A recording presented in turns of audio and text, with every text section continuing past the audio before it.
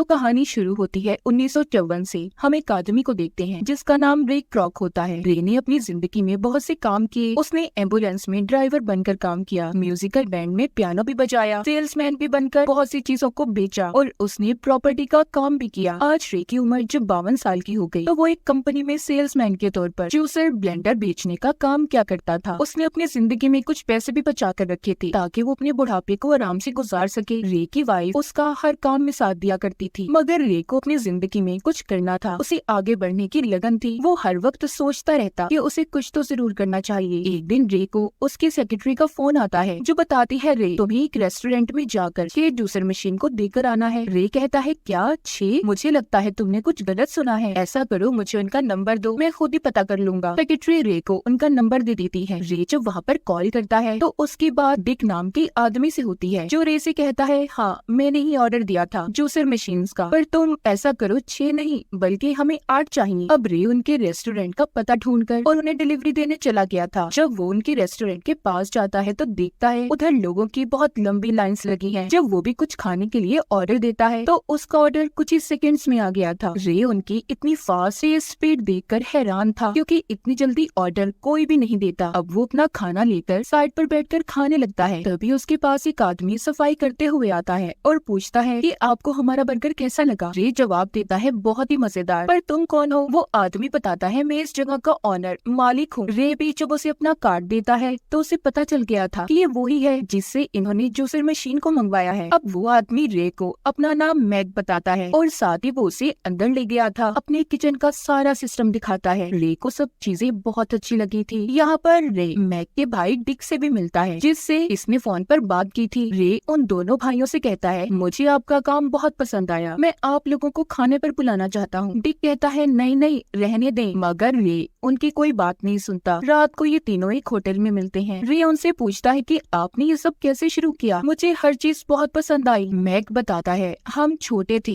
और बहुत भूखे, हमारे शहर में नौकरियों की कमी थी, इसलिए हम हॉलीवुड आ गए, मतलब फिल्मी दुनिया में जहाँ पर फिल्में बना करती थी। हमने उधर ट्रक ड्राइवर का काम शुरू किया और कुछ ही दिनों में बहुत से पैसे कमा लिए। फिर हमने उन पैसों से एक थिएटर खोलने का सोचा, मगर उस वक्त साल में 1 या 2 मूवीज ही रिलीज होती थी तो हमें नुकसान भी हो सकता था। तब हमने एक छोटा सा रेस्टोरेंट खोलने का सोचा, लेकिन वो शहर छोटा था, लोग भी कम थे, तो इसीलिए उधर हमारा ये काम भी न चल सका। फिर हमने सोचा कि क्यों ना एक बड़े शहर में अपना रेस्टोरेंट खोला जाए, मगर हमारे पास इतने पैसे नहीं थे, तो इसलिए हमने अपने उसी छोटे रेस्टोरेंट को उधर शिफ्ट कर लिया। हमने उसका नाम मैकडॉनल्ड्स रखा। जी हाँ, वही मैकडॉनल्ड्स जो आज पूरी दुनिया में फैला हुआ है। शुरू में तो हमारा काम बहुत अच्छा चला, मगर आहिस्ता आहिस्ता हमारी सेल कम होने लगी। उसकी वजह ये थी कि हमारा रेस्टोरेंट दरअसल ड्राइविंग रेस्टोरेंट था, जहाँ पर लोग अपनी गाड़ी में ही बैठे ऑर्डर करते और चीज उनके पास आ जाती। लेकिन हमारे ऑर्डर को यहाँ पर देर होने लगी। मैक बताता है कि उस वक्त हमारे मेन्यू में 27 आइटम्स थे, मगर हमें इस दौरान पता चला कि हमारी ज्यादा बिकने वाली चीजों में बर्गर, फ्राइज और सॉफ्ट ड्रिंक्स हैं। फिर हमने पेपर पैकिंग करना शुरू की और बर्तनों के झंझट को खत्म कर दिया। फिर हमने ये शुरू किया कि लोग आएं और अपना खाना लेकर जाएं, लेकिन हम ऐसा कुछ करना चाहते थे कि उस चीज में हमारा आइडिया हो, इस बारे में किसी को भी कुछ न पता हो। हमने अपने कस्टमर्स के लिए ये सोचा कि हम उनका ऑर्डर 30 सेकंड में पूरा कर दिया करेंगे, जो हमारे लिए बहुत मुश्किल था, पर हमने किया। हम अपने सभी एम्प्लॉयज को एक जगह पर ले गए जहाँ पर हमने अपने किचन का डिजाइन बनाकर अपने एम्प्लॉयज की प्रैक्टिस करवाई। पहले तो हमें वक्त लगा, लेकिन हम जल्दी कामयाब हो गए। फिर हमने अपना किचन बिल्कुल वैसे बनवाया, लेकिन ये प्लान भी हमारा फेल हो गया। जब लोग हमारे पास गाड़ी के हॉर्न देकर डिलीवरी मांगने लगे तो हमने कहा आपको खुद आकर अपना ऑर्डर देना होगा, तो आधी से ज्यादा कस्टमर तो हमारे पास से ऐसे ही चले गए। फिर हमने सोचा कि पुराना तरीका ही ठीक है, लेकिन उसके लिए अब हम दोबारा से सब नहीं कर सकते थे, इसीलिए हमने दोबारा से ओपनिंग करने का सोचा ताकि लोगों को हमारे बारे में पता चले।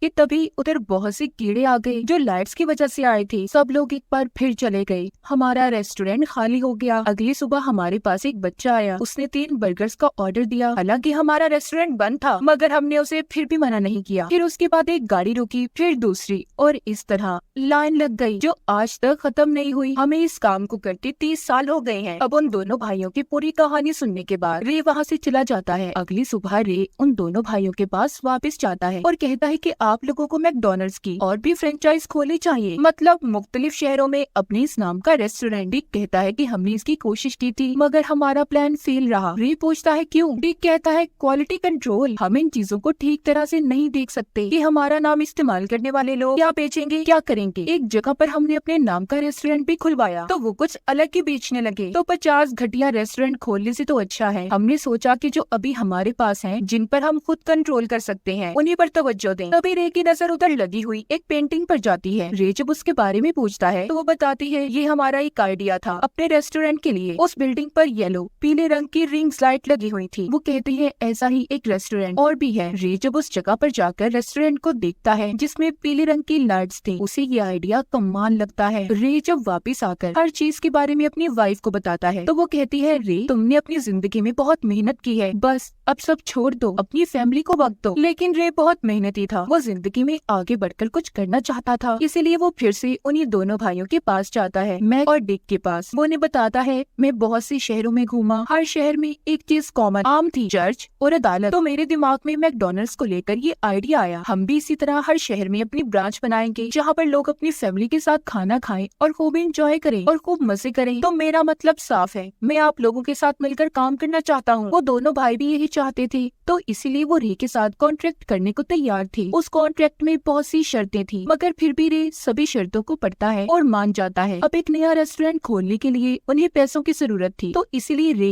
अपना घर बैंक के पास रखवाकर कुछ पैसे उधार लेता है। उसने अपने प्रोजेक्ट पर काम करना शुरू कर दिया। कुछ दिन के बाद उसकी एक नई ब्रांच मैकडॉनल्ड्स की खुल जाती है। इसमें रे ने अपने दिन रात एक कर दिए थे। अब वो दोनों भाई रे की कुछ बातों को मानने से भी मना कर देते हैं मगर रे के अंदर हर चीज का जुनून था। एक दिन जब वो अपनी वाइफ के और कुछ दोस्तों के साथ खाने पर जाता है तो वहाँ पर भी रे अपने आइडियाज के बारे में अपने दोस्तों को बताता है। वो दरअसल अपने मैकडॉनल्ड्स की एक और ब्रांच खुलवाना चाहता था। उसके दोस्त इस बात को मानने के लिए तैयार थे। वो अपने पैसे लगाकर रेस्टोरेंट खोल लेते हैं। इस तरह एक महीने के अंदर अंदर मैकडॉनल्ड्स की तीसरी ब्रांच खुल जाती है। लेकिन रे उनके काम से, सफाई के तरीके से बिल्कुल भी खुश नहीं होता। तब रे सारी सूरत हाल को देखकर ये फैसला करता है कि वो अपनी अलग से टीम बनाएगा। वो अपनी टीम में सभी उन लोगों को रखता है जो आगे जिंदगी में कुछ करना चाहते थे। रे फिर एक आदमी से मिलता है जो एक रेस्टोरेंट का मालिक था। उसका नाम बहुत ज्यादा मशहूर था। वो मैकडॉनल्ड्स को देखकर बहुत इम्प्रेस होता है। उस रेस्टोरेंट के मालिक के साथ उसकी बीवी भी थी जो रे को बहुत अच्छी लगी थी। वो उसके साथ पियानो भी बजाता है। उस आदमी ने भी रे से मैकडॉनल्ड्स की एक फ्रेंचाइज खरीद ली थी। वो कहता है कि मैं इसे ऐसी जगह पर खोलूंगा जो शहर के बीचों बीच हो। अब 1 साल गुजर गया था। मैकडॉनल्ड्स ने बहुत तरक्की कर ली थी मगर अभी भी रे को प्रॉफिट, मुनाफा नहीं बचता। इसीलिए अब वो मैक और डिक को दोबारा कॉल करता है और कहता है कि हमें कॉन्ट्रैक्ट दोबारा बनाना चाहिए ताकि मुझे कुछ तो पैसे बचे। मगर उन दोनों भाइयों को अब यही लग रहा था कि उन्होंने रे से कॉन्ट्रैक्ट करके बहुत बड़ी गलती कर ली। वो अब रे से पार्टनरशिप खत्म करना चाहते थे। रे जब अपने घर पर जाता है तो उससे उसकी वाइफ पूछती है कि रे क्या तुमने हमारा घर बैंक में गिरवी रखकर लोन लिया था? मुझे बैंक से कॉल आई है, तुमने 3 महीने से उनकी किस्त जमा नहीं करवाई। अगर ऐसा हुआ तो हम बहुत जल्दी सड़क पर आ जाएंगे। इन बातों से परेशान होकर रे उस रेस्टोरेंट के मालिक के पास जाता है जिसने अभी कुछ वक्त पहले मैकडॉनल्ड्स की फ्रेंचाइज को लिया था, जिसकी बीवी भी रे को अच्छी लगी थी। वहाँ पर रे जब उन्हें अपनी सारी परेशानी के बारे में बताता है तो रेस्टोरेंट का मालिक उससे कहता है दरअसल रे हम जो मिल्क शेक बनाने के लिए आइसक्रीम्स बनाते हैं उन्हें फ्रिज में रखने, स्टोर करने का बहुत खर्चा आता है। तो तभी उस ओनर की बीवी यहाँ पर रे को एक आइडिया देती है, पाउडर से बनाया मिल्क शेक। वो बताती है ये 2 फ्लेवर्स में आता है, चॉकलेट और वनीला। हम इसके इस्तेमाल से अपना खर्चा बचा सकते हैं। ऐसा करने से सभी मैकडॉनल्ड्स का बिजली का बिल भी आधा हो जाएगा। हमें फिर आइसक्रीम की भी जरूरत नहीं पड़ेगी। अब जब रे उसे टेस्ट करता है तो वो वाकई उसे पसंद आता है। ये सारी बातें जाकर वो दोनों भाइयों को बताता है लेकिन वो सुनकर साफ साफ इस चीज को मना कर देते हैं। कहते हैं कि मिल्क शेक बनाने के लिए हमें 2 आइसक्रीम चाहिए, हम ऐसा नहीं कर सकते, हम अपनी क्वालिटी में कोई कॉम्प्रोमाइज नहीं करते। वो इस बात को मना कर देते हैं। रे मैकडॉनल्ड की 13 ब्रांचेस खोल चुका था लेकिन वो अभी तक पैसे नहीं कमा रहा था, इसीलिए वो बैंक में भी जाता है ताकि वो उनसे कुछ और वक्त ले सके। मगर बैंक वाले उसकी कोई भी बात सुनने को तैयार नहीं थे। हालांकि रे